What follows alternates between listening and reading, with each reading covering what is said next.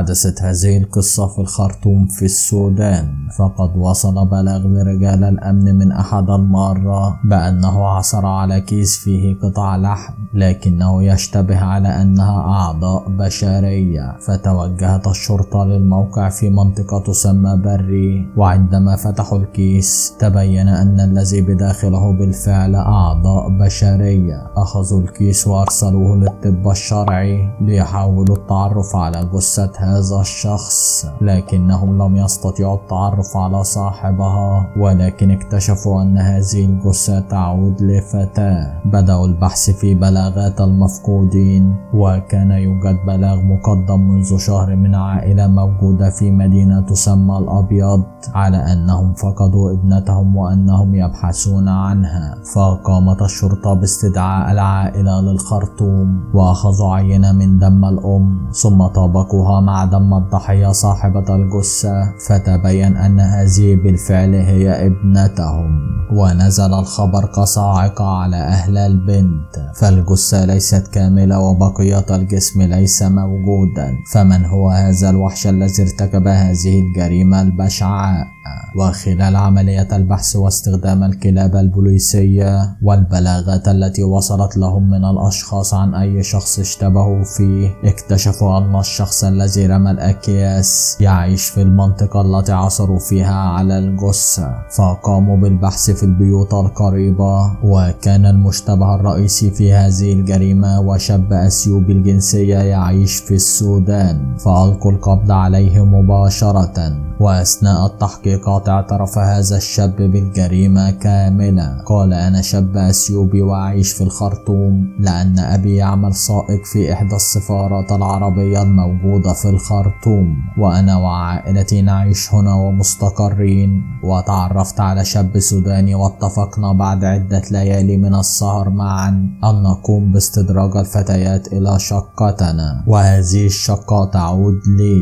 فكان الشاب السوداني يستدرج الفتاة، وعندما تدخل عندنا في الشقة أقوم أنا بالاعتداء عليها، وهو يقوم بضربها بآلة حادة من الخلف، وعندما تسقط يقوم هو بتقطيعها، وأنا أقوم بإخفاء الأعضاء ورميها في أكياس في مناطق متفرقة. وهذه كانت خطتنا. فاستغرب رجال الشرطة وقالوا له: هل هدفك أن تقتلهم بسبب أنك اغتصبتهم؟ قال لهم: لا، فالشاب السوداني الذي يقوم بتقطيع الضحية يتلذذ في فعل هذا الشيء لأنه طالب في كلية الطب وفي السنة الأخيرة، والشاب معتاد أن يرى الجثث وأن يقوم بتقطيعها، وعقله يتلذذ في هذه القصة. وهذه لم تكن أول جريمة لنا، بل هذه هي الجريمة الثانية. تم وضع كمين محكم للشاب السوداني وتم القبض عليه، وعندما تم القبض عليه تبين لرجال الشرطة أنه كان يحاول أن يرتكب الجريمة الثالثة،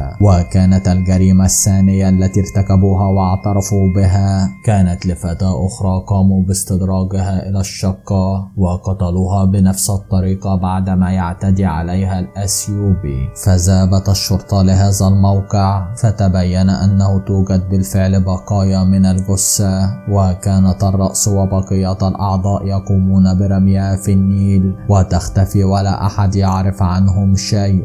وكانت هذه الجريمة قبل إلقاء القبض عليهم بشهرين. وعندما ألقوا القبض على الشاب الأثيوبي كان ينتظر الشاب السوداني ليدخل الشقة بعد أن قام باستدراج إحدى الفتيات لكي يقومون بالجريمة الثالثة. فقام رجال الأمن وتركوا الشاب الأثيوبي يتواصل مع الشاب السوداني لكي لا يشعر أنهم يراقبونه، وتم بالفعل إلقاء القبض عليه عندما حضر للشقة بصحبة الفتاة الثالثة. وأثناء التحقيق مع الشاب السوداني قالوا له: لماذا تفعل ذلك؟ قال: والله أنني طالب كلية طب وكنت أتدرب على الجثث في الكلية، وهنا أصبحت أتلذذ بتقطيع الجثث، ووجدتها فرصة أن أقوم بتقطيع الجثة وصديقي ينفذ باقي المهمة، فكانت مصلحة متبادلة بيننا. فقالوا له: أين أسرتك وأين عائلتك؟